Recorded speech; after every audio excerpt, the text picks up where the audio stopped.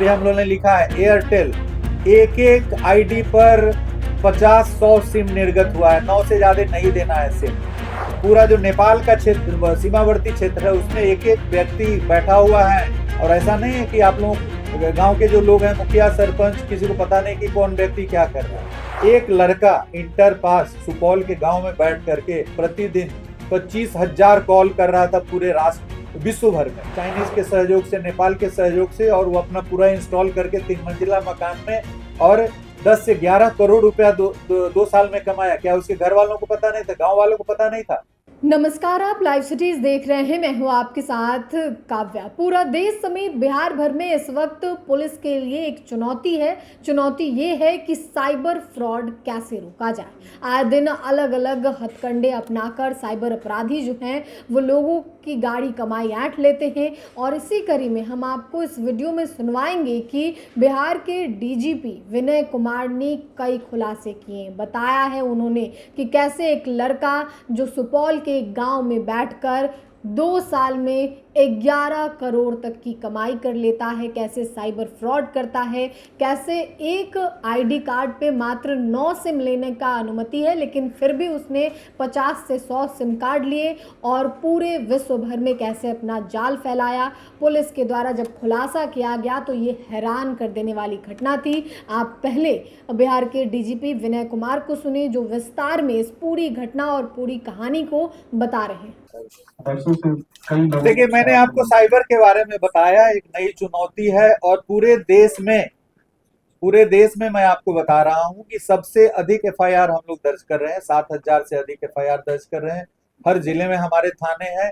जो रिकवरी है, जो पैसे होल्ड करके वापस दिलाने का जो प्रतिशत है, पूरे देश में हमारा 16% है, सबसे अधिक है। तो ऐसा नहीं है कि ये समस्या सिर्फ बिहार फिसड्डी है और अन्य जगहों पे, अन्य देशों में, अन्य राष्ट्रों में आप जाकर के देखिए, पूरा राष्ट्र परेशान है। तो ये साइबर की जो समस्या है, मैंने शुरू में ही कहा कि साइबर एक बड़ी चुनौतीपूर्ण समस्या है। और इसमें बिहार उन अग्रणी राज्यों में है। हमारा जो एनसीआरपी, जो हमारा पोर्टल 1930 है, 1930 पे हमारा जो दर्जनों लोग, 30 से अधिक लोग लगातार 24 घंटे कंप्लेंट सुनते हैं। जो एफआईआर दर्ज करने का मामला है, उसमें एफआईआर दर्ज हो रहा है, अनुसंधान हो रहा है। हाँ, मैं ये कहूंगा कि जो तंत्र विकसित हुआ है पिछले 2 वर्ष पुराना है। 2023 के बाद से ही थाना गठित हुआ है, जब समस्या आ गई है उसके बाद। तो ये इसमें और बढ़ोतरी की। पिछले साल हम लोगों ने बताया आपको कि वर्टिकल गठित किया है, जो आर्टिफिशियल इंटेलिजेंस पीएचडी के आईजी हमारे हैं, वो लगातार इस पे कार्रवाई कर रहे हैं। लेकिन जैसे अभी एक आया, अभी हम लोगों ने लिखा है एयरटेल, एक एक आईडी पर 50-100 सिम निर्गत हुआ है। 9 से ज्यादा नहीं देना है सिम। तो इसमें अब सिम देने वाला, आप यदि कहीं पे जा रहे हैं, पीओएस पे जा रहे हैं, आपका जो जितने सारे जो आईडीज हैं, जो आधार है, ये सब, इसमें हम लोगों ने करीब करीब 100 एफआईआर दर्ज किया है फर्जी आधार बनाने वालों पे। पूरा जो नेपाल का क्षेत्र, सीमावर्ती क्षेत्र है, उसमें एक एक व्यक्ति बैठा हुआ है। और ऐसा नहीं है कि आप लोग गांव के जो लोग हैं, मुखिया सरपंच, किसी को पता नहीं कि कौन व्यक्ति क्या कर रहा है। तो हम लोग, पुलिस जो है, ऐसे लोगों को लगातार अपने दायरे में ला रही है। और साइबर अपराध के प्रति बिहार उन अग्रणी राज्यों में है जहां पे काफी काम यहाँ पे हो रहा है और इसकी सराहना हो। जैसे मैं आपको बता दूं, सुपौल में पिछले वर्ष हम लोगों ने एक सिम बॉक्स उद्भेदित किया। पूरे देश में बिहार पहला राज्य था जो सिम बॉक्स टेक्नोलॉजी को उद्भेदित किया। एक लड़का इंटर पास सुपौल के गांव में बैठ करके प्रतिदिन 25,000 कॉल कर रहा था पूरे राष्ट्र विश्व भर में, अमेरिका, इंग्लैंड, सब जगह कॉल कर रहा था। 25,000 कॉल कर रहा।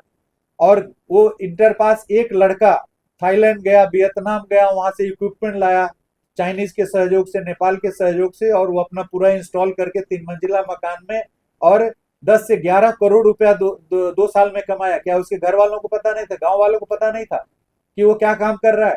तो हमारे ये कहना, मैंने शुरू में भी बताया कि ये सिर्फ पुलिस पे गोली दागने की चीज नहीं है। पूरे समाज को यदि कोई चुनौती, समाज के लिए चुनौती है, डिजिटल अरेस्ट है या डिजिटल क्राइम है, ये सिर्फ पुलिस ही उसके इफेक्टेड नहीं और पूरा समाज इफेक्टेड हो रहा है। यदि समाज इफेक्टेड हो रहा है तो पूरे समाज को आगे चल करके इसको करना पड़ेगा। लेकिन जो भी सूचनाएं आ रही है, हम लोग टेक्नोलॉजी के माध्यम से ले रहे हैं। जैसे जो सुपौल वाला घटना हम लोगों ने पता किया, हम लोगों ने एनालाइज किया, डेटा एनालाइज करके 3 महीना लगा वहां पर जाने में। बाद में हमें पता चला कि नहीं नहीं, सबको पता था, पूरे गांव को पता था कि ये लड़का जो है अचानक करोड़पति हो गया 2 साल के अंदर। तो समाज के अंदर हर व्यक्ति का दायित्व है कि यदि उसको पता चलता है कि कोई अपराध घटित हो रहा है, उसके संज्ञान में सीआरपीसी आईपीसी सब में लिखा हुआ है कि उसको सूचना देना है। लेकिन यहाँ सिर्फ पुलिस पर यदि हम केंद्रित रहेंगे तो जो 100% सफलता नहीं। तो आपने बिहार के डीजीपी विनय कुमार को सुना। विनय कुमार ये बताते हुए नजर आए हैं कि कैसे सुपौल के एक गांव में बैठकर 50 से 60 सिम कार्ड खरीदता है। इसके अलावे उन्होंने ये बताया है कि सुपौल जिले का एक लड़का, इंटर पास लड़का है, जो बिहार पुलिस ने कैसे सिम बॉक्स का उद्भेदन किया, इसकी जानकारी दी है और बताया है कि सुपौल के गांव में बैठकर विश्व भर में करीब 25,000 कॉल कर रहा था। देश के अलग अलग जगहों पर, विदेशों में भी कॉल किया गया था। इंटर पास जो लड़का है वो थाईलैंड, वियतनाम गया, वहाँ से इक्विपमेंट लाया और कैसे साइबर फ्रॉड कर रहा था अपने 3 मंजिला मकान में बैठकर। इसके बारे में खुद डीजीपी ने खुलासा किया है और बताया है कि पूरे गांव वाले भी चुपचाप देख रहे थे। ऐसे में जब कुछ ऐसा हो तो उन्होंने ये भी कहते हुए नजर आए हैं कि जब ऐसा कुछ दिखे और ऐसा हो तो गांव वालों को भी, आस पड़ोस को भी पुलिस को सूचना देनी चाहिए कि आखिर इतने कम समय में इतनी संपत्ति कहाँ से अर्जित हुई और किस तरीके से ये पूरा का पूरा जो है वो मामला चल रहा था। फिलहाल पुलिस के द्वारा इसमें उद्भेदन कर दिया गया है, आगे की कार्रवाई की जा रही है। इसके अलावा उनका डीजीपी के द्वारा ये भी कहा गया है कि कई आईडी कार्ड जो हैं वो भी बैन किए गए हैं, जिनके द्वारा आधार कार्ड जो है वो गलत तरीके से बनाया जा रहा था। तो ये तमाम खुलासे डीजीपी ने किए। फिलहाल के लिए इतना ही। साथ ही चैनल को सब्सक्राइब करें, फेसबुक पेज को लाइक करें। वीडियो देखने के लिए आपका धन्यवाद। अभी हम लोगों ने लिखा है एयरटेल, एक आईडी पर 50-100 सिम निर्गत हुआ है, 9 से ज्यादा नहीं देना है सिम। पूरा जो नेपाल का क्षेत्र, सीमावर्ती क्षेत्र है, उसमें एक व्यक्ति बैठा हुआ है। और ऐसा नहीं है कि आप लोग गांव के जो लोग हैं, मुखिया, सरपंच, किसी को पता नहीं कि कौन व्यक्ति क्या कर रहा है। एक लड़का इंटर पास सुपौल के गांव में बैठ करके प्रतिदिन 25,000 कॉल कर रहा था पूरे राष्ट्र, विश्व भर में, चाइनीज के सहयोग से, नेपाल के सहयोग से। और वो अपना पूरा इंस्टॉल करके 3 मंजिला मकान में और 10 से 11 करोड़ रुपया 2 साल में कमाया। क्या उसके घर वालों को पता नहीं था, गांव वालों को पता नहीं था?